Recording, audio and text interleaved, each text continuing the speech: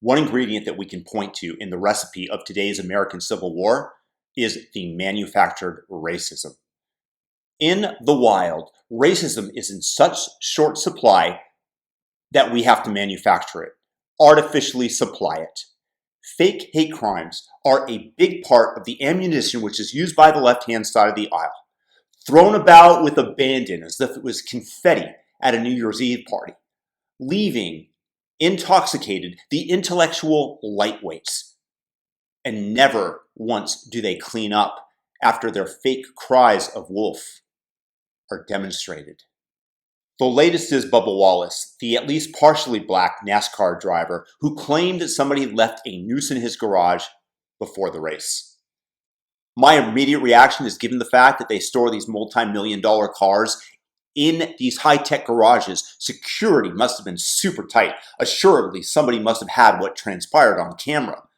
At least this time, nobody would be stupid enough to fake it. There's no way that Bubba Wallace would have been committing Jussie Smollett Part 2. So the FBI sends out 15 agents to investigate the alleged crime.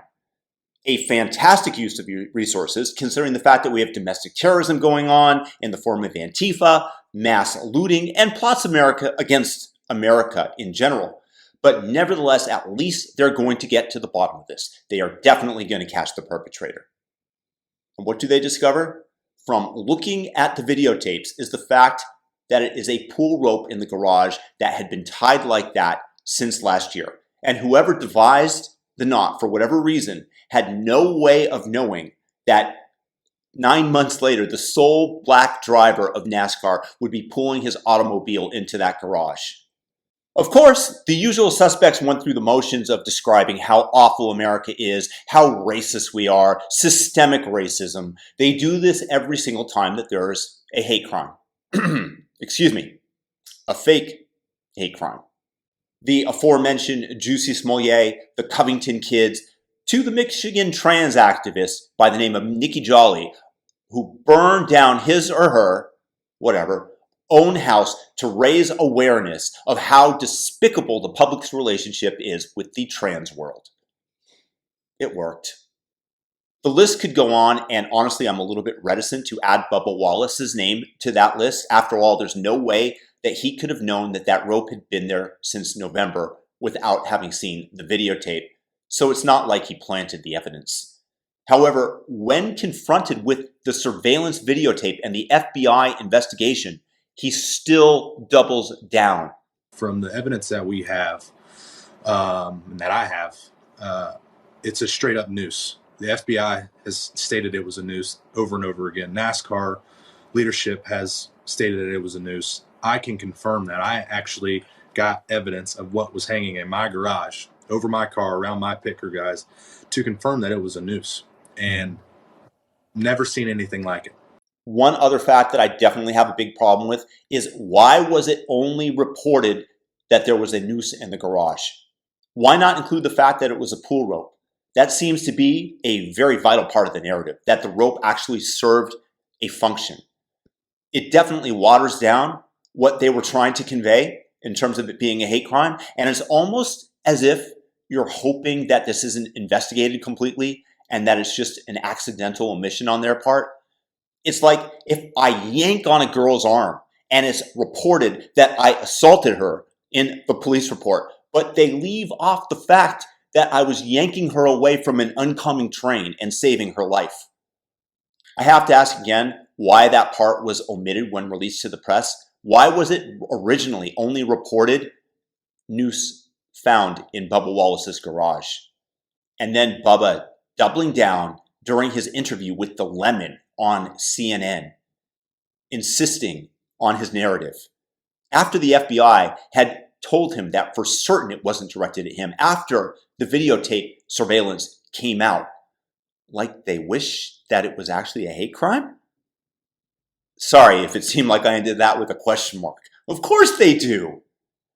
The culture of the left is so toxic today. They are so anxious to find racism wherever they can, their place in victimhood culture, to gain the social media points associated with oppression, that Bubba Wallace is yet another example of how we search for the racism, how we search for the evil and the negative. Does racism exist? Sure, but the embers of it prior to the last several years were dying down. Now one side of the fire is raging, the left side of the fire. They are literally stoking the flames of racism, turning over the logs, trying to set the mostly dormant logs on the right ablaze so they can have a grand confrontation to prove that America is supremely racist, to tear down the structures of America. This is about destruction. This is sadly, undoubtedly what is percolating through our society today, where being a victim is valued. It is what is unfortunately being infused into our children. The 1619 Project, which won a Pulitzer Prize, despite being riddled with historical inaccuracies pointed out many a time by many different scholars, will be taught in the upcoming school year to grade school students. A false narrative, false facts that our republic was founded solely on slavery and racism. Freedom has nothing to do with it. Freedom of the individual, which never existed before in human history. And even though slavery and Jim Crow existed, which is an important historical fact, does not represent the change that has taken hold in America and how far we've come as a nation. Do we remind our loved ones of the transgressions that they've committed against us? For what purpose? To start a fight? To bring them down? Or do we do our best to move on in peace? Yet when you're taught that you're a victim, when oppression points become valued currency, why should we be surprised when a successful, good-looking NASCAR driver goes out of his way to not only find a hate crime, but to double down on his findings despite the FBI investigation that proved there was a 0% chance of him being targeted, that it was not, in fact, a hate crime. All this does is further poison the well. How many people will hear about this in passing and use it as data to confirm the fact that America is horrid, that America is by and large racist? Sadly, these fake hate crimes have a tremendously negative effect because the media blitzes their coverage of them to gain revenue from the outrage and barely even go back to correct their story. Mea culpa? Not a chance. It's not the individual story. It's the piling of them one on top of the other. They're the fake cries of wolf, wolf, wolf. And when investigated, they're being nothing but ghosts, as in this case. Or it's the malicious intent and fraud, as in Jussie Smollett. The effects of this on the public are either total desensitization for when predators actually do arrive and no one pays attention and no one believes it, or for the severely neurotic already looking for something to be aggrieved about, screaming, "Another wolf, another wolf, another wolf, see how terrible America is." How many consecutive times do these stories have to be proven to be fake ruse?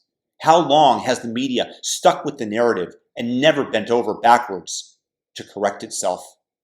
And continuing to breathe on the dying embers, continuing to stoke the dormant fires of racism. Don't be surprised when the whole system that has afforded us safety, economic prosperity, and at least some social cohesion burns down to the ground in that raging fire. But hey, maybe that was the point all along. If you like this message, if you like this video, please share it. And feel free to subscribe, hit that thumbs up button. And most of all, peace and blessings to everybody. These are trying times. Peace out.